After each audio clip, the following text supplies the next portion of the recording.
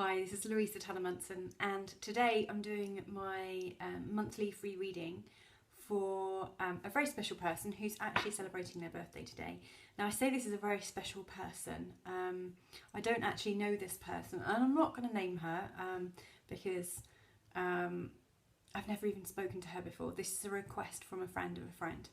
But I'm saying this is a very special person because I've had a quick look at the chart and I can see some real sensitivity and some real beauty within it.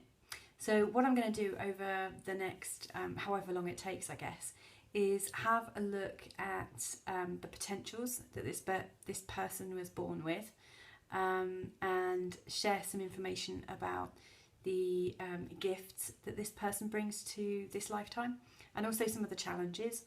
I'll also talk a little bit around what's coming up for the year ahead for this person, and also what her progress chart is saying. So I'm going to be looking at a few different chart types today. I'm going to be looking at the natal chart, which shows all the planets, some asteroids, and also the fixed stars, where they were in relation to her at the time of her birth. I'm also going to be looking at the transiting planets, so where the planets currently are. I'm going to be having a look at her solar return, and also her progressive chart. So it's a lot of things that I'm going to be going through today. So hopefully this is very useful, and I hope it's a very nice birthday present to you from your good friend Shivani. Anyway, without further ado, I'm going to have a look at the computer now, because that's where I've got to be. This person was born at a time with Neptune rising. So when this person was born, they had Neptune, the planet of romance, intrigue, mystery. Some say it's like the exalted Venus, so some say it's like unconditional love, but it's also the unconditional mischief maker. For instance, it's very easy for people when they are very intuitive and very loving to mistake their emotions for unconditional love. It's a very murky planet at times, so it can express itself in two different ways. So I would imagine for the first part of this person's life, they've spent a lot of time trying to unravel who they are and trying to understand the gifts that being born with Neptune rising really entails. This is somebody who is a natural empath, somebody that feels things in their waters. It's like a sixth sense, maybe clairaudience and clairvoyance. This person is in touch. This person has extrasensory perceptions that most normal people don't have. And also it's in Scorpio, and right in the last few degrees of Scorpio on the ascendant. So this person has a very strong presence, and is probably aware that they sometimes confuse people. They come across as a powerful person, and this person is able to use that veneer almost as a barrier to life. So they come across as quite confident, able to communicate very, very effectively, and very graciously and in a very charming way, as represented by Neptune.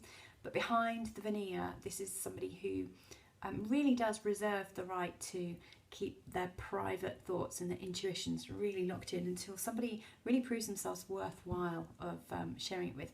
So let's have a look around the birth chart and sort of find out how it's expressing itself. So we've got the Sun in Gemini in the 7th house. And the Sun here is quite chatty and communicative, which immediately goes against the Scorpio rising with the Neptune on the ascendant. We've got someone who really does want to communicate, and somebody who is very partnership orientated, very friendly, doesn't really find enemies. Now that's quite a funny one for someone with Scorpio rising, because they're normally very aware of who they can and can't trust. They can normally pick that up a mile off. But with this person, with the Sun in the 7th house, it's very partnership orientated. So any instincts and intuitions that they get about other people, they're able to put into the back of their mind. They give other people the benefit of the doubt, I guess, which would be quite an unconditionally loving thing to do. I do notice also that the moon is in Leo, which is a really strong, a very, very strong signature to have, actually, moon in Leo. Now, ordinarily that would make somebody quite colourful and quite passionate emotionally, and very proud emotionally too. Someone who could get quite possessive and jealous at times, especially with the Scorpio rising. However, I noticed that the position of the moon in this chart, it's intercepted. It's rather than explaining what interception means in this short video, what I'm going to do is just explain kind of the effect of what's happening with the moon. What I mean to say is the moon in the 9th house, which is actually in Leo, probably expresses itself so much more elegantly as a Cancerian moon. So whereas there's a proud and passionate moon that wants to express itself, actually how you do express your emotions and your behaviours, etc., on an emotional level is in a very Cancerian way, which is very watery, which is very loving, which is very family orientated, where you pull people into your bosom and make people feel very, very welcome. Cancerian moon people are very gracious hosts, very welcoming, and once you've been welcomed into your home, it's pretty much an open invitation for you to come back. So it would imply that you have very, very strong feelings for people and a very strong understanding and need to connect to your history, a real strong need to remember the stories that you grew up with and to honour the meanings contained within those. Now, your moon is very nicely aspected, actually, with the sun, which shows a pretty good expression between your personality as an adult and also the childlike part of you. So you're never too childish, you're never too adult, you've got a nice balance there. And that also connects in very nicely in the chart, because you've got you've also got forgive me for stumbling, I'm actually looking at lots and lots of different planets and asteroids and stuff at the same time. What's actually going on in this chart, which interests me the most, is I can see there's some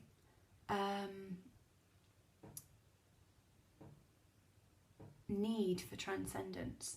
There's always been a yearning with your chart for some form of transcendence, for some form of resolution, for some form of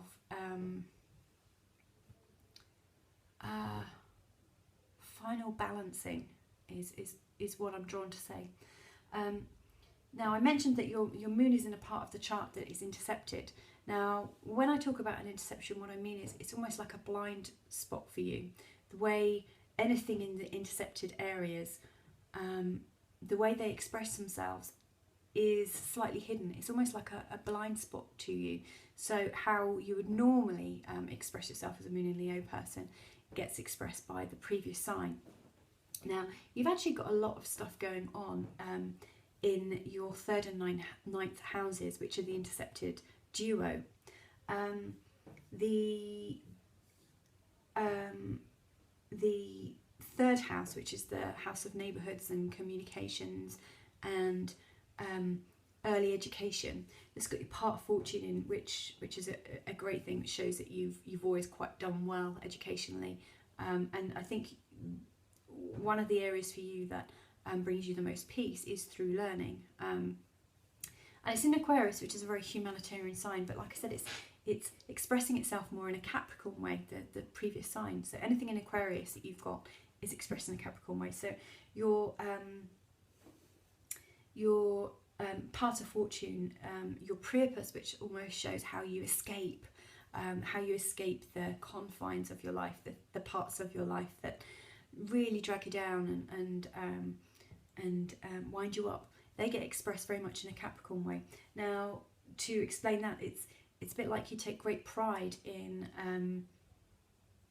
learning, and your Capricorn is also in your second house, which is of values and to do with raising capital, jobs, etc. But most importantly, I think in your case, is about self-esteem. So your part of fortune is about learning how to value your self-esteem, but also how to share that out to other people. So your whole learning within your life so far, and the thing that brings you the greatest amount of joy, is to learn about how to transcend the ego, how to transcend the sense of self, how to get okay with who you are, and to really value that. And you get a sense of escape from doing that. So when you're actively involved in that, it's like a release mechanism for you. One that makes you feel real good. And you know, when things do get you down, the way you transcend those is to get straight back into your learning, which is a pretty phenomenal thing in itself, because most people, when they are under pressure and really need to escape, wow, I mean, most people just hit all the hard and unuseful habits that they've got. It's not like a fast road to nowhere, but you've got the dexterity and the determination to work through it, which makes you incredible. Which makes me think that you are involved in some form of teaching, I would say, because you're leading by example. It's something that you have to do. The other part that I want to mention as well that's intercepted is you've got your North Node, which represents, to me, I always think of this as a point of karma. It shows where your life is heading, where it needs to be heading, and also Phallus, which isn't something you've probably heard of, but it's a very sensitive point in the chart that normally represents radical change, like a new start, especially when something hits it and falls on it. And you've got these two together. They're in a wide conjunction at the moment of your birth. So it shows like you've always been working towards this magical opening point, this point where all of a sudden everything makes sense and reveals itself. Excuse me, I've got a toddler calling for me, so I've just got to pause this and I will come straight back. Okay, this is part 2 of the reading for the friend of a friend whose birthday is today. Happy birthday once again. Now, I think I was just talking about the one of the parts of life being to do with the North Node, and the idea that your karma is going, the direction of your life is going towards this great big expansion or great big change, great big surprise. It's almost like a huge mystery, and both of these are also in an intercepted position, which for me really indicates that, first of all, you've got a sense that there's something that you're aiming towards, but you've really got no clear idea as to what that sense is. So you have your strivings and your direction. You're moving in a particular direction, and yet it's very difficult for you to know if you've attained it or not. It's that one. It's like an area of almost blindness. It's like blind faith, and that's one of the premises of your life that you'll have to learn to work with, the great mystery of life. For you, it remains a bit of a blind spot, but being so intuitive as you are, especially with Neptune conjunct your ascendant, it's one of those things that is part of you, the whole idea that life is a mystery, and that it's deeply spiritual. So it's an uncovering. As you go through your life, you're uncovering more and more and more and more. Whereas for many people, in fact, I'd wager most people, especially in the Western world, I'd wager most people are covering themselves more and more as they get older. So you're doing the opposite, which sounds like a flipping great idea from my opinion. On the other side of the coin, we've got all of Leo, which is in the 9th house, in an intercepted position opposite your 3rd house. Now, the position that I was just coming from, the 3rd house, where I was talking about your path of fortune, purpose, and the North Node, that's all to do with communication. So another part of your mission in life and your goal in life, and the thing that's going to bring you the most peace and also the most escape in life, you want to communicate about it. It's this area that you want to communicate about, possibly to get further clarity on it, so that you can almost uncover the mysteries that are being hidden from you. On the other side, on the 9th house in Leo, that's also intersecting